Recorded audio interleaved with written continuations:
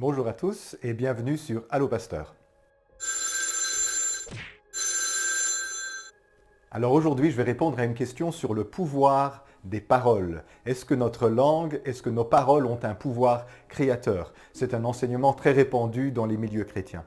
Mais avant de répondre à la question, je vais vous raconter une petite histoire. Il y a à peu près 20 ans, lorsque je faisais mes études de théologie, j'étais dans une faculté à Bruxelles et il y avait un étudiant en première année avec moi qui ne venait pas très souvent au cours, il était plus souvent dans les activités de son église locale au lieu de venir au cours. Alors au bout de quelques mois, en voyant sa manière d'étudier et de ne quasiment jamais être là, je lui ai dit, mon ami, toi tu vas doubler. Tu vas pas réussir ton année. Et alors, tout de suite, il m'a rétorqué, je lis cette parole, je rejette cette parole dans le nom de Jésus. Il a commencé à prier comme ça. Alors, j'étais un petit peu étonné de voir sa réaction.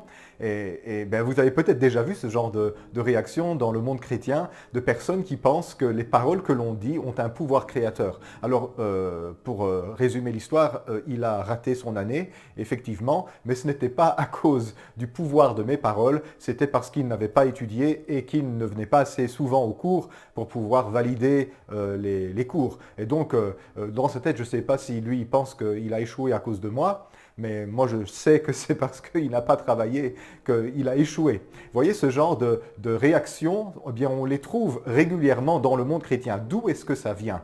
Évidemment, ça repose sur cet enseignement que nos paroles sont créatrices. Nos paroles créent la réalité. Est-ce que c'est un enseignement biblique? Eh bien, je n'en suis pas si sûr. Généralement, les personnes qui croient à ce genre de choses vont vous dire Dieu est créateur et il crée par sa parole et nous sommes créés à son image et donc nos paroles sont aussi créatrices. Maintenant, vous voyez quand même qu'il y a quand même un saut d'interprétation entre le fait que Dieu soit un créateur et que nous soyons aussi capables de création. À mon sens, on est des créatures, Dieu est créateur, ce n'est pas la même chose, et ce n'est pas parce que Dieu crée par sa parole que nous pouvons forcément créer par la nôtre. L'image de Dieu en l'homme n'est pas forcément le pouvoir de création. Mais généralement, les personnes vont vous dire ça, vont vous enseigner ça, c'est très répandu dans le monde chrétien, que si vous dites des choses négatives, eh bien vous créez autour de vous un monde négatif, des réalités négatives vont venir à vous, et si vous proclamez des choses positives, eh bien des choses positives vont venir à vous. Alors, on ne trouve pas seulement ça dans le monde chrétien, on trouve aussi cela dans le monde séculier. Il y a un enseignement qui est très à la mode depuis quelques décennies, qui s'appelle la loi de l'attraction. La loi de l'attraction, on la retrouve dans plein de systèmes de développement de soi et des séminaires de pensée positive sous toutes ses formes, et même dans des mouvements plus spirituels comme le Nouvel Âge, la méditation et toutes ces choses-là. On voit que la pensée positive s'est aussi infiltrée dans ce domaine-là. Alors, la loi de l'attraction, c'est quoi? La loi de l'attraction, c'est un principe qui est basé sur le fait que l'univers répond à nos souhaits. Quand nous cultivons des pensées positives et que nous utilisons des paroles positives, l'univers attire vers nous les choses que nous disons. Et si nous avons une mentalité négative, défaitiste, etc., et que nous disons des choses négatives, l'univers nous envoie ce que nous voulons. C'est pour ça que ça s'appelle la loi de l'attraction, parce que nous serions une sorte d'aimant et l'univers répond en nous donnant ce que nous attirons. Alors si je pense que je suis riche, et que je dis que je suis riche et que je vis comme si j'étais riche, eh bien l'univers va m'envoyer les richesses. Et si je vis comme un pauvre, eh bien l'univers va m'envoyer la pauvreté. Alors c'est à peu près la même chose que l'on voit dans le monde chrétien. Et d'ailleurs, j'ai déjà vu des prédicateurs chrétiens qui enseignent la pensée positive et la parole créatrice dans les églises. Et puis, à côté de ça, pour gagner leur vie, ils font des séminaires sur la loi de l'attraction et sur les paroles créatrices et les mentalités qui permettent de devenir riche et d'avoir du succès. Et donc, ils font les deux, et j'ai déjà écouté des séminaires comme ça, dans un cadre d'église et dans un cadre séculier, et c'est exactement le même enseignement par la même personne, seulement dans un cas, on utilise des versets bibliques pour appuyer l'enseignement, et dans l'autre cas, on utilise des témoignages de la vie de tous les jours, et c'est exactement la même chose, et même parfois, les miracles que l'on attribue à Dieu dans les milieux d'église, eh bien, la personne qui enseigne ça va les attribuer à la loi de l'attraction en dehors de l'église. Et côté outre-Atlantique, il y a beaucoup de personnes qui enseignent ce genre de choses. Est-ce que c'est un enseignement qui est compatible avec la foi chrétienne? Eh bien, mes amis, pas du tout. Et c'est pour ça que je fais cette vidéo et que je réponds à cette question, parce qu'en fait, il s'agit d'un mouvement occulte qui s'est infiltré dans les églises chrétiennes au fil du temps. Alors bien sûr, vous allez certainement me dire, mais attention Christophe, la Bible aussi, elle dit ça. Il est écrit dans le livre des Proverbes, « La vie et la mort sont au pouvoir de la langue, celui qui l'aime en mangera le fruit ». Vous ne pouvez pas avoir été dans le milieu évangélique et surtout dans les milieux charismatiques sans avoir entendu ce verset utilisé pour parler de la pensée positive et de la proclamation positive. La vie et la mort sont au pouvoir de la langue. Tu vois bien Christophe que la langue a un pouvoir. Elle peut produire la vie, elle peut produire la mort. Est-ce que c'est effectivement ce qui est écrit dans le texte hébraïque? Alors évidemment, quand on lit la traduction française, ça peut nous donner cette impression. Par exemple, la traduction Louis II, elle dit oui, la vie et la mort sont au pouvoir de la langue et celui qui l'aime en mangera le fruit. Mais quand on regarde le texte hébraïque de tout près, on voit que le mot pouvoir n'est même pas présent dans le texte. Il n'y a pas de mot pouvoir. Le pouvoir de la langue, ça n'existe pas dans le texte original. L'hébreu dit exactement ceci. La mort et la vie sont dans la main de la langue. Celui qui l'aime en mangera le fruit.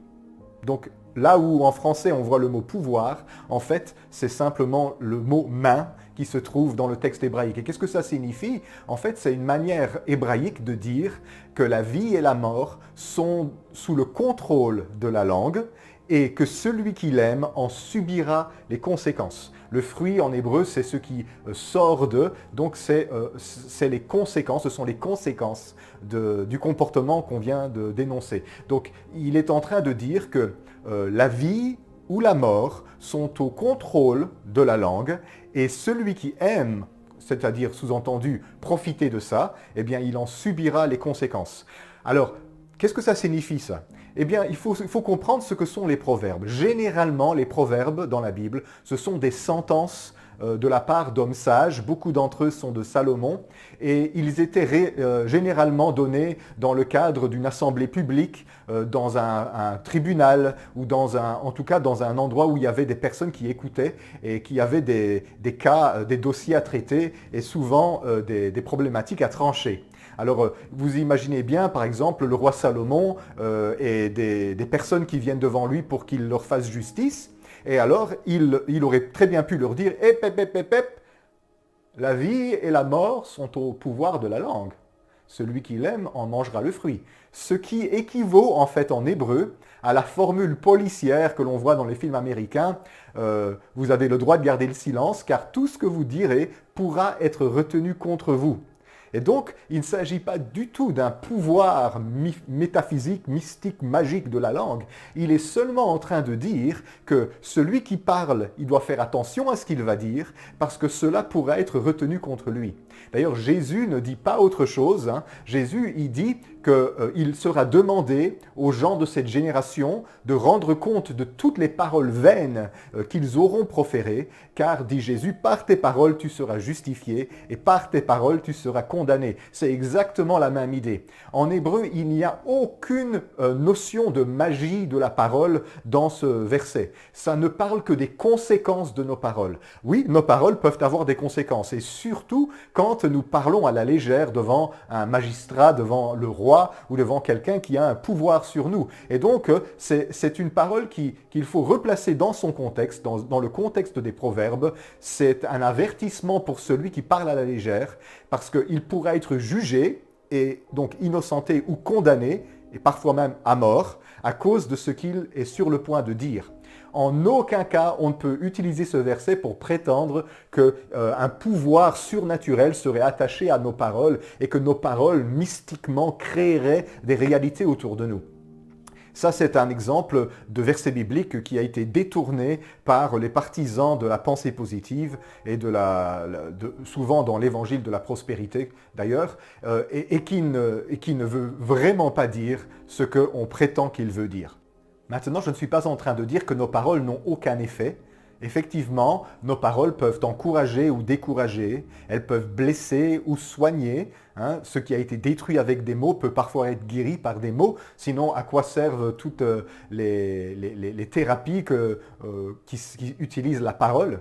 La parole a une influence. Elle a une influence psychologique. Elle a une influence émotionnelle, elle a une influence sur la construction de l'enfant. Si on est toujours en train de le rabaisser et de l'insulter, ben l'enfant il va être détruit dans sa mentalité. Mais ça, ce n'est pas un pouvoir créateur, c'est un pouvoir d'influence. Nos paroles ont un pouvoir d'influence, mais elles n'ont pas le pouvoir de création. Nos paroles ne sont pas capables d'entrer dans l'ordre surnaturel. Elles peuvent juste avoir un impact sur les personnes qui nous écoutent, parce que les personnes, ben, elles ouvrent leur cœur à ces paroles et ça descend dans leur cœur et ça abîme, ou plutôt, on l'espère, ça soigne les personnes qui les écoutent parce qu'il y a des bonnes paroles et des mauvaises paroles. Donc je ne suis pas en train de dire que les paroles n'ont pas d'influence. Ce que je suis en train de dire, c'est que les paroles n'ont pas de pouvoir créateur. Croire que nos paroles sont créatrices, comme celles de Dieu, ça équivaut à tomber dans la tentation du diable, vous serez comme Dieu.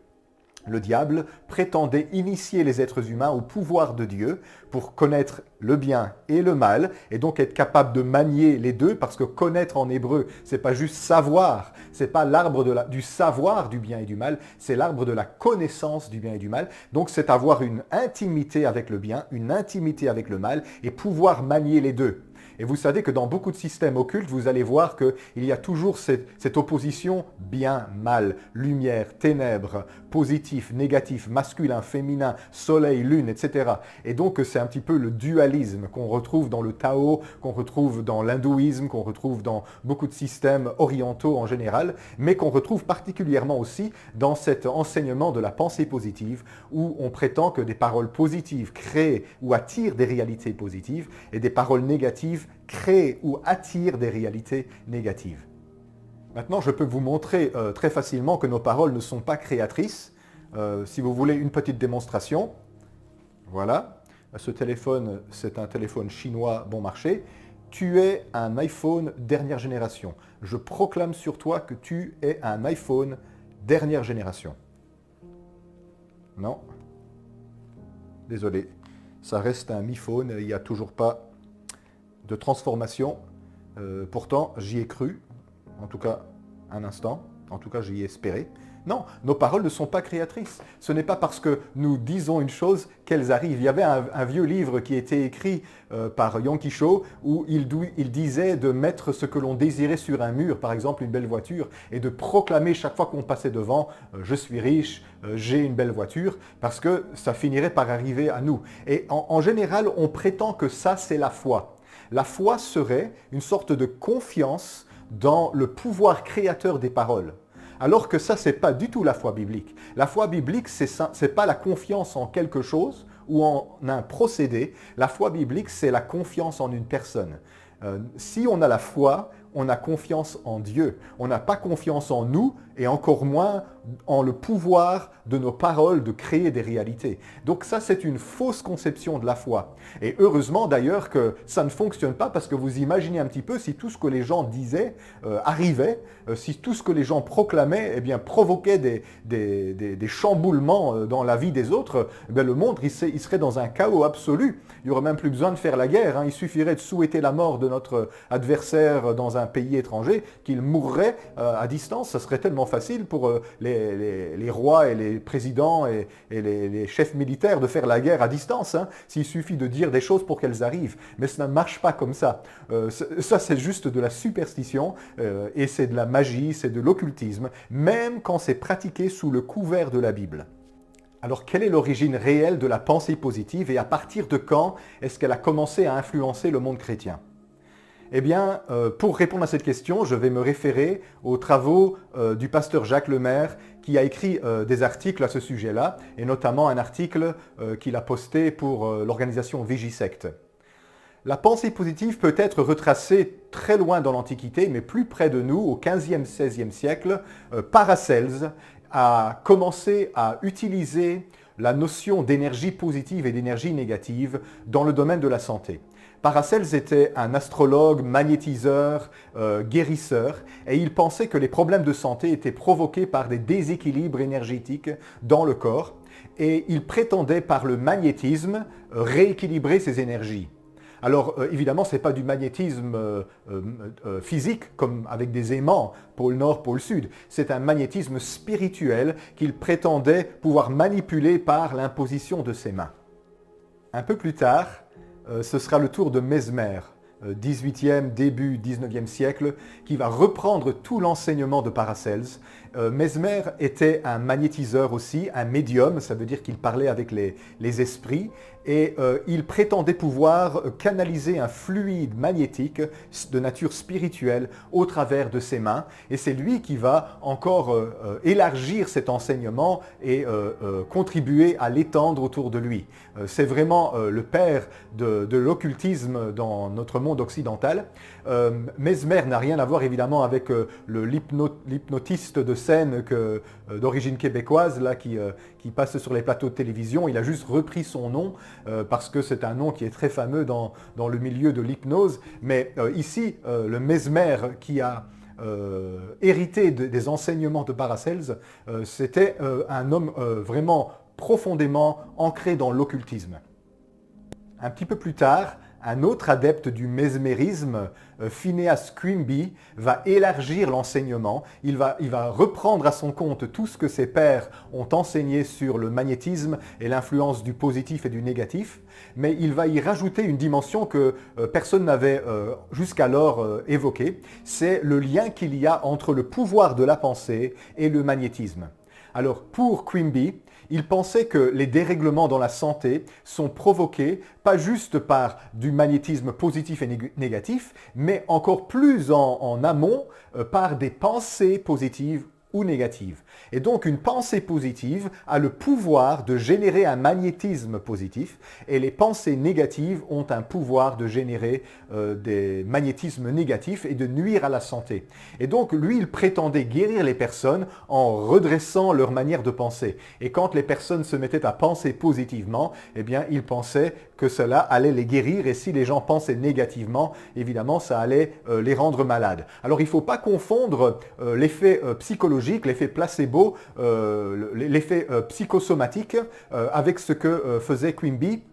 Ça n'a rien à voir. Alors on est bien d'accord que si on est encouragé, qu'on est dynamique, qu'on est optimiste, eh bien notre système immunitaire s'en trouve affecté positivement. Et si, contrairement à cela, on est déprimé, découragé, défaitiste, avec une mentalité de victime, eh bien notre système immunitaire eh bien, s'en trouve impacté et on a moins de chances de guérir. Alors l'effet psychosomatique est très bien documenté aujourd'hui et l'effet placebo aussi. Mais ce n'est pas du tout de ça que Quimby parlait. Quimby ne parlait pas d'un effet psychologique sur le biologique. Il pensait que les pensées avaient un pouvoir spirituel, que les pensées pouvaient générer des magnétismes spirituels, donc une sorte de fluide magnétique spirituel qui pouvait influencer positivement ou négativement les personnes.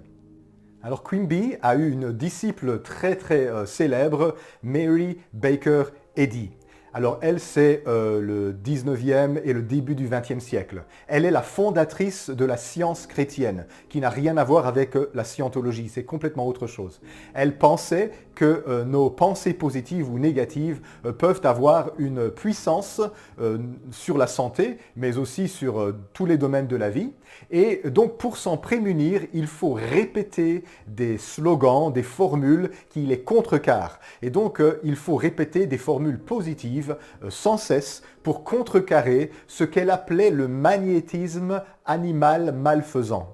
Et donc elle a repris cette idée de Quimby qui la tenait de ses pairs avant lui et elle a confirmé que ça avait un rapport avec nos pensées, mais elle a rajouté toute cette dimension-là d'une sorte de guerre spirituelle qu'il fallait livrer contre les pensées négatives et les magnétismes négatifs en répétant et en se protégeant à l'aide de formules positives.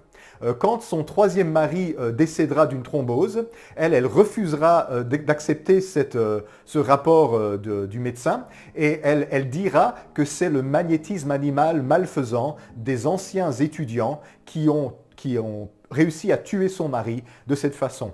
Elle était très très effrayée par le pouvoir du magnétisme animal malfaisant, au point qu'elle a réuni tout un ensemble de personnes, une sorte d'équipe d'intercesseurs qui étaient chargés de la protéger en répétant tout le temps des formules positives pour contrecarrer le magnétisme animal malfaisant. Et donc c'était une véritable guerre qu'elle livrait et qu'elle faisait livrer par les personnes qui la suivaient contre les influences qui pourraient lui nuire. Et donc elle vivait dans une peur constante. Elle a même dit que si jamais elle venait à mourir, il ne fallait pas y voir un accident, mais que ça serait un meurtre par le pouvoir du magnétisme animal malfaisant. Et vous voyez un petit peu déjà là pourquoi dans certains milieux chrétiens, il y a un comportement comme ça superstitieux où ils vont tout de suite proclamer des choses pour détruire le pouvoir des paroles négatives qui sont dites à leur sujet ou qui pourraient les influencer d'une manière mauvaise. Alors pour comprendre comment ce mouvement-là est entré dans les églises chrétiennes, il faut revenir à Quimby. Quimby était l'auteur de ce qu'on appelle la nouvelle pensée. Et chez lui, la nouvelle pensée n'avait pas seulement un impact sur le corps, donc sur la biologie, sur la santé, mais également sur tous les domaines de la vie, donc sur la richesse, le succès et la fortune. Toutes ces choses étaient au pouvoir de la nouvelle pensée. Et c'est ce qui a donné naissance à ce mouvement qu'on appelle la pensée positive. Et c'est sous cette forme que cela est entré dans les églises chrétiennes pour la première fois. Alors, évidemment, il fallait adapter le vocabulaire. Parce que si on prétendait utiliser le magnétisme animal ou des énergies positives et négatives, les chrétiens de l'époque auraient rejeté complètement ce genre de doctrine. Alors ce qu'on a fait, c'est qu'on a gardé le sens, l'enseignement, le fond, et on l'a revêtu d'un vocabulaire chrétien. Et on a fait un grand travail de relecture de la Bible en cherchant à trouver des passages bibliques qui permettraient d'appuyer cet enseignement. C'est pour ça qu'il faut se méfier que quand parfois des personnes nous enseignent des choses sur base des versets bibliques, il faut toujours vérifier qu'est-ce qu'on fait dire à ce verset biblique? Est-ce que c'est réellement ce qu'il veut dire? Parce que c'est facile de prendre un verset biblique et de lui faire dire ce que l'on veut. Même le diable, dans les tentations de Jésus dans le désert, il utilisait la Bible contre Jésus pour l'induire en erreur. Et Jésus ne s'est pas laissé avoir, il a dit oui, mais il est aussi écrit. Parce qu'on ne peut pas prendre un verset biblique hors contexte. Et bien pourtant, dans le mouvement de la pensée positive, on ne fait que ça. On tire les versets hors de leur contexte pour leur prêter un pouvoir magique, celui de la pensée positive. Et si vous avez compris ce qu'on vient d'expliquer, vous voyez que en fait, cette magie, elle a une origine complètement occulte et elle n'a rien à voir avec le christianisme. Ce n'est pas quelque chose que l'on enseignait dans les premiers siècles du christianisme pendant tout le Moyen-Âge. C'est quelque chose qui est arrivé assez récemment et sous l'influence de ce mouvement occulte qui naît avec Paracelse et qui se généralise en Occident et qui entre dans l'Église par l'enseignement de la pensée positive ou de la nouvelle pensée de Quimby. Depuis cette époque, il y a énormément de versets bibliques qui ont été remaniés par les partisans de la pensée positive pour leur donner l'impression de défendre cette position. Un texte que vous connaissez très bien, c'est dans le livre de Job, où Job dit « Ce que j'ai craint, c'est ce qui m'arrive, ce que je redoutais m'est arrivé. » Et on fait « Voilà, vous voyez, parce que Job cultivait des pensées craintives, peureuses, eh bien le malheur lui est arrivé dessus. » Maintenant, le texte biblique ne dit pas du tout ça. Dans le texte original, ça ne veut pas dire ça du tout. Il n'y a pas de lien de cause à effet entre le fait que Job avait peur avant et le malheur qui lui est arrivé maintenant. Le texte ne dit pas du tout « parce que j'ai eu peur », eh bien le malheur m'est arrivé. Job dit simplement, eh bien j'ai eu peur et cela m'est arrivé. Ce que je redoutais m'est arrivé. Eh bien parfois dans la vie, on peut redouter des choses, eh bien malheureusement elles nous arrivent. Et c'est pas parce que nous les redoutions qu'elles nous sont arrivées. Il y a des fois, c'est parce que on s'en doutait que ça pourrait nous arriver. Ainsi, vous avez peur d'avoir un accident et que vous avez un jour un accident, c'est pas à cause de votre peur que vous aviez un accident. Maintenant, tout le monde peut avoir un accident à un moment donné ou à un autre de sa vie. Mais voyez ce que font les partisans de la pensée positive, ils introduisent une idée dans le texte qui n'y est pas. Le texte ne dit pas « parce que j'ai eu peur ». le malheur m'est arrivé. Le texte dit simplement, eh bien, j'ai eu peur et le malheur m'est arrivé, sans qu'il y ait de rapport de cause à effet entre les deux.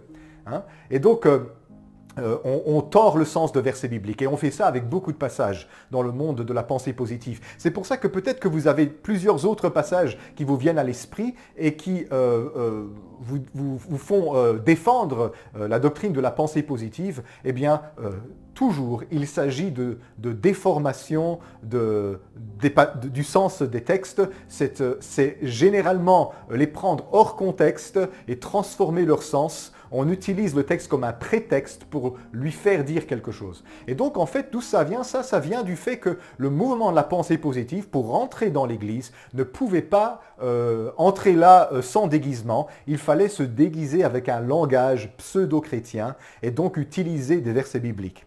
Mais ça va beaucoup plus loin que ça. Le mouvement de la pensée positive ne se contente pas d'instrumentaliser quelques versets bibliques. Le mouvement de la pensée positive utilise l'entièreté de la Bible d'une manière magique. Parce que la Bible, dans le mouvement de la pensée positive, c'est essentiellement un gros recueil de formules qu'il suffit d'invoquer ou de proclamer pour mettre en mouvement des choses spirituelles. On va vous dire que Dieu est lié par sa parole. Et donc Dieu est obligé d'honorer ses promesses. Et si tu proclames ses promesses, Dieu va être dans l'obligation de faire pour toi ce qu'il a dit qu'il ferait dans l'Écriture. Alors il y a des fois, on dit qu'il a dit qu'il ferait ça, mais l'Écriture ne dit même pas ça. C'est juste qu'il y a un passage qu'on utilise hors contexte et on interprète généralement toute l'Écriture comme un ensemble de promesses par lesquelles Dieu s'est lié lui-même. Et donc, la foi, ça va consister dans la pensée positive à proclamer des choses que Dieu aurait promises dans la Bible, de manière à lui forcer la main pour que nous obtenions ce que nous voulons. C'est une magie, ça. C'est réduire Dieu à un exécutant de nos volontés et c'est réduire la Bible à un grimoire de formules magiques. Et alors souvent on va dire, mais c'est promis, Dieu l'a promis dans l'Écriture. Mais bien souvent, on n'a même pas fait l'effort de regarder le contexte des passages ou le genre littéraire des passages. On va prendre un conseil pour une promesse. On va prendre une déclaration qui est anecdotique, qui concerne une personne dans un moment donné dans l'histoire de la Bible, et on va la généraliser à tout le monde. Et donc, c'est beaucoup plus que tordre le sens de quelques versets, c'est tordre le sens de l'entièreté de l'Écriture. L'Écriture devient un grimoire de formules magiques qui force Dieu à agir en notre faveur si nous connaissons la loi spirituelle que ce que nous proclamons nous arrive. Alors, je vais vous dire la vérité, Dieu, il est beaucoup plus grand que son livre. La Bible ne lie pas Dieu. Dieu n'est pas lié. Il n'est lié par rien du tout. Et dans la Bible, bien sûr, Dieu a fait des promesses, mais tout ce qui est écrit dans la Bible n'est pas forcément une promesse de Dieu. Il y a des choses qui sont des conseils, il y a des choses qui sont des ordres, il y a des choses qui sont des constatations, il y a des choses qui sont des avertissements, il y a des choses qui sont liées à des contextes particuliers de personnes qui ont vécu quelque chose. Dieu peut donner une promesse dans l'Écriture à quelqu'un sans pour autant qu'elle soit valide pour tout le monde, partout, tout le temps.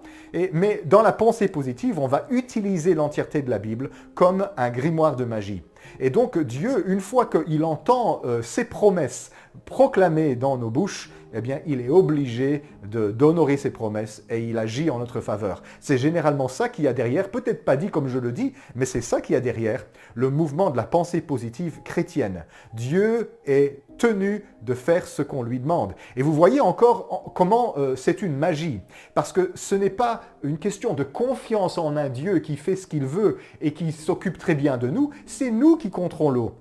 Nous contrôlons cette magie par notre langue. Ce que nous disons nous permet d'avoir un levier, d'avoir un pouvoir sur la réalité, sur Dieu. Et donc du coup, la foi, la confiance, au lieu d'être en Dieu, elle est dans des moyens de manipulation de Dieu. Nous n'avons plus confiance en Dieu, nous avons confiance en nous, nous avons confiance dans le pouvoir de notre langue. Et ça, ce n'est pas la foi. Ça, c'est exactement la définition d'une magie. Et c'est une forme aussi de religiosité, puisque la religiosité, eh bien, c'est une confiance qui est placée dans les moyens de la dévotion plutôt que dans son objet qui est Dieu. Quand nous sommes religieux, nous mettons notre confiance dans des mécanismes, dans des rituels, dans des formules, dans des manières d'agir pour provoquer quelque chose, au lieu de mettre notre confiance en Dieu qui est souverain. Il fait que ce qu'il veut et il ne nous oublie pas. On n'a pas besoin de répéter des formules pour pouvoir obtenir de sa part quelque chose. Jésus disait « Votre Père céleste sait que vous en avez besoin ». Alors ne soyez pas comme des païens qui croient qu'à force de répétition, ils seront exaucés. Eh bien, la pensée positive, elle est condamnée déjà en un verset par ce propos de Jésus. Répéter des choses ne nous fera rien obtenir de la part de Dieu.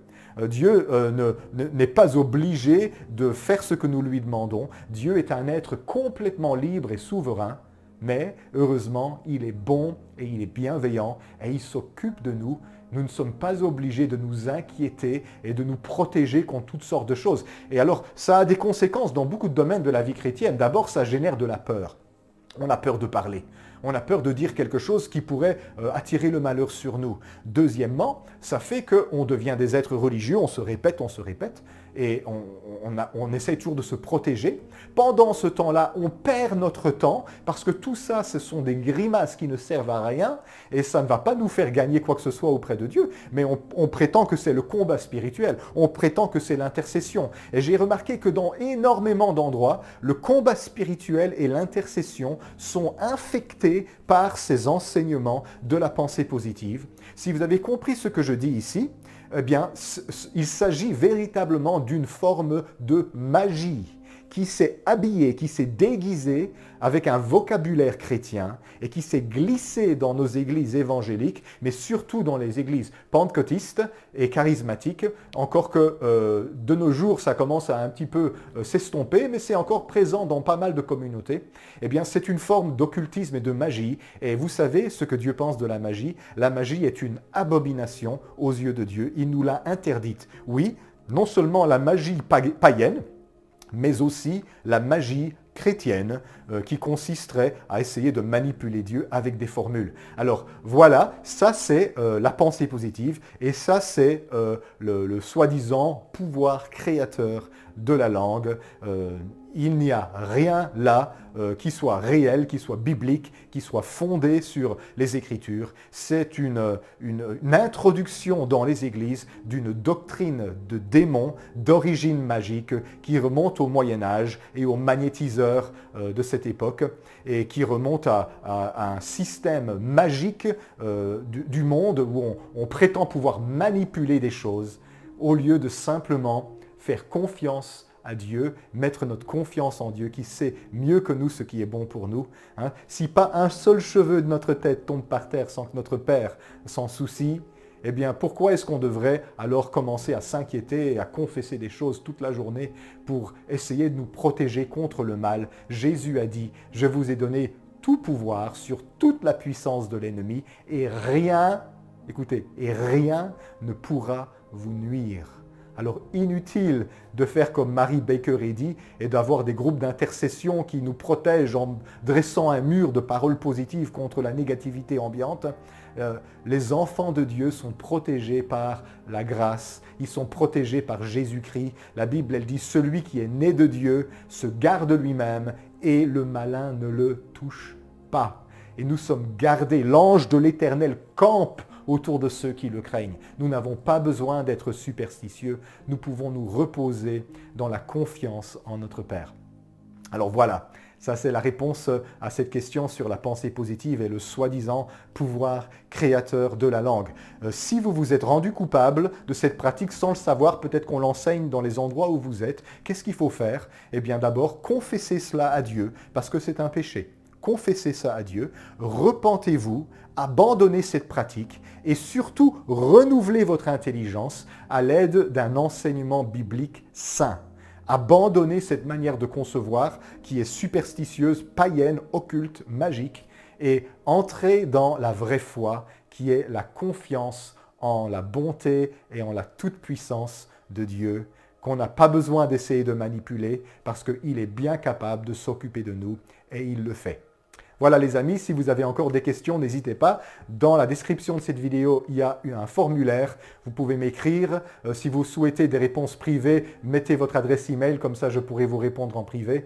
Mais si vous avez des questions qui peuvent faire l'objet d'une vidéo, eh bien je me ferai un plaisir de le faire si je suis capable. Alors à bientôt, à la semaine prochaine. Au revoir.